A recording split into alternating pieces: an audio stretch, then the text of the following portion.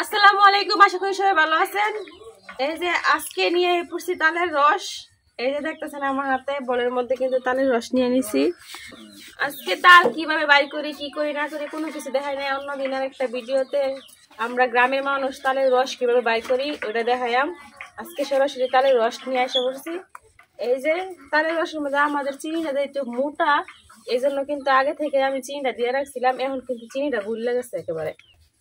আজকে তাল দিয়ে বানাইলাম তালের বড়া। তার জন্য লাগবো নারিকেল, চাউলের গুঁড়া। আমি কিন্তু এই জায়গায় নারিকেল গুঁড়া মোটা মোটা করে কাটতে নিচ্ছি। এখন আর একটু ছোট ছোট করে কাটতে নেম। আপনি চাইলে কিন্তু নারকেলটা কুড়াই নিতে পারেন। আমার কুড়ানির চাইতে এইভাবে ছোট ছোট দিয়ে করে কাটতে দিলে ভালো লাগে, কারণ কামড়ে কামড়ে পরে অনেক মজা লাগে। এখন এই যে নারিকেল গুলো আমি ছোট ছোট করে কাটতে নিতেছি।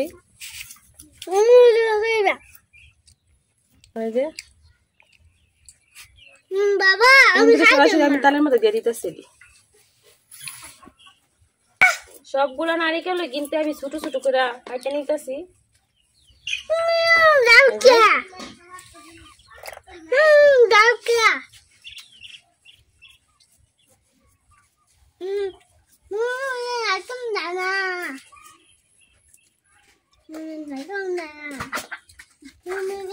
এখন কিন্তু বিকাল টাইমে কিন্তু বাজি পোড়া অনেক কিছু খাইতে মন চায়। এই জন্য ভাবলাম ঘরে যেটা তাল আছে তালের রস বানায় তালের বড়া বানাই।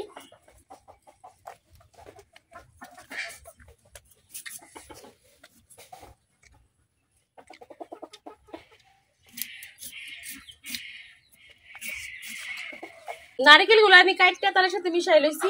এই জায়গায় একটু লবণ দিয়ে লইছি। এখন দিয়ে লইছি চালের গুঁড়া।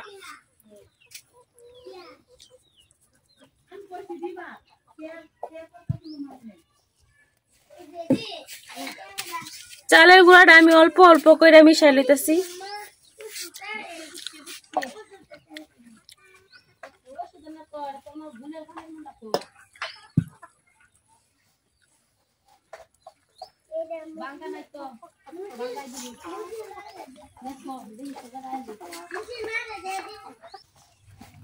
আমি কিন্তু এই কাইটা একটু শক্ত করে করতেছি, যেহেতু বড়া বানায়াম। আর এই জায়গায় কিন্তু আমি কোনো পানি ব্যবহার করছি না, শুধু তালের রসটাই দিছি। এই যে আমার গুঁড়াটা কিন্তু রেডি হয়ে গেছে।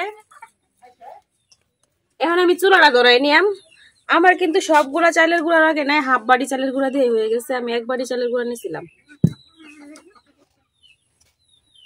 চুলা ধরানো কিন্তু হয়ে গেছে। এখন আমি চুলার মধ্যে কড়াই বয়া দিতেছি।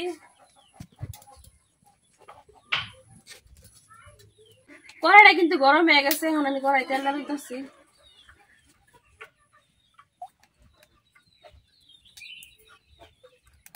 যেহেতু ডুবা তেলে ভাজা লাগবো, এই জন্য আমি একটু বেশি তেল দিছি।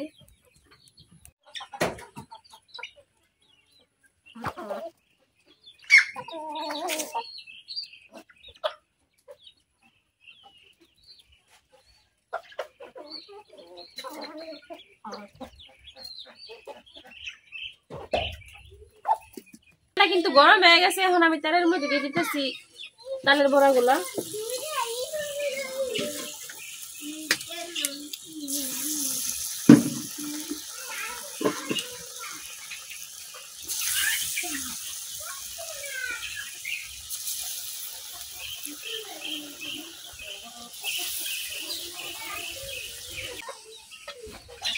এই যে আমার তালের বড়া কিন্তু এক সাইড হয়ে গেছে। এখন আমি উল্টা দিতেছি।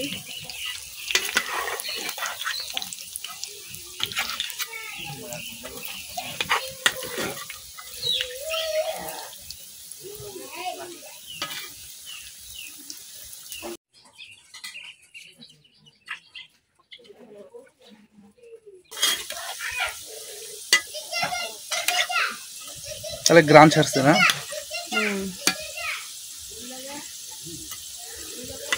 এখন কিন্তু হয় নাই, আর একটু লাল লাল করে ভাজা নেন।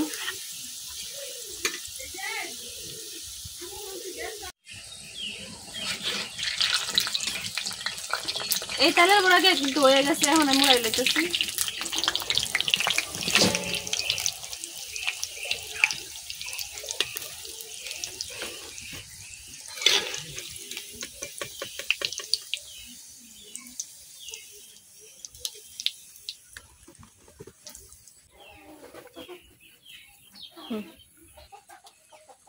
এখন আমি আবার দিয়ে লইতেছি।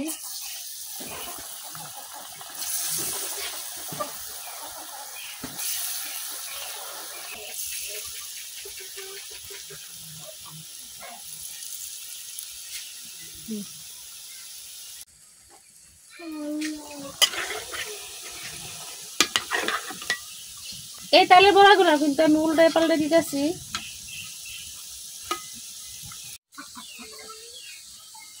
তাল কিন্তু একটা মজার জিনিস।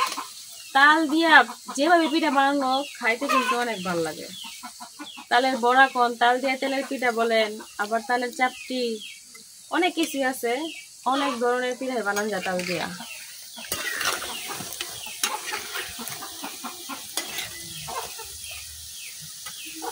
আমার এই পিঠাগুলো কিন্তু প্রায় হয়ে গেছে, আর একটু লাল করবাম।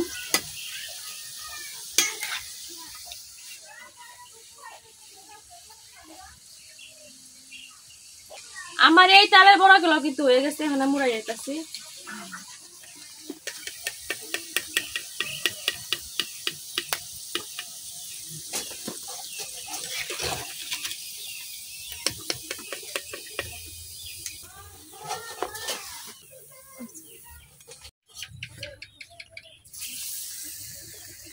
এখন বাকি বড়াগুলো আমি এভাবে বাজিয়ে নিলাম। আমার তালের বড়াগুলো কিন্তু বানানি শেষ।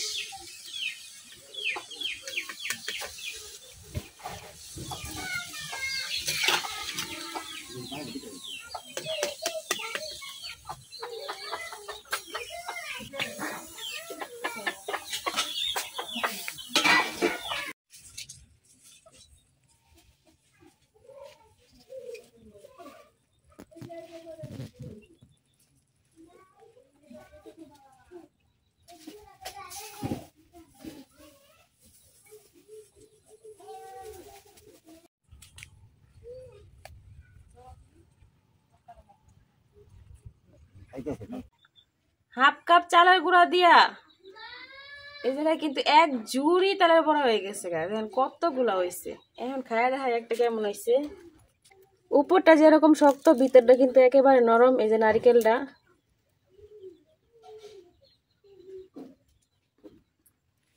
বিসমিল্লাহ।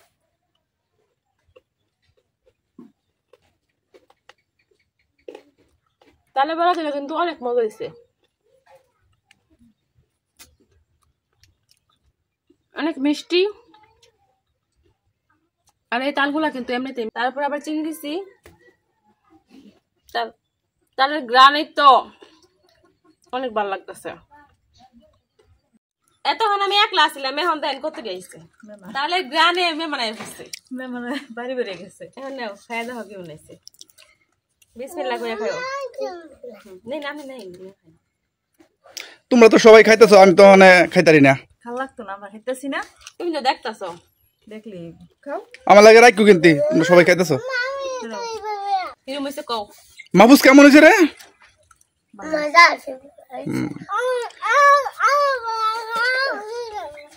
কেমন হয়েছে আব্দুল্লাহ? সেই স্বাদ হয়েছে। নারকেল দা চিনি দিয়া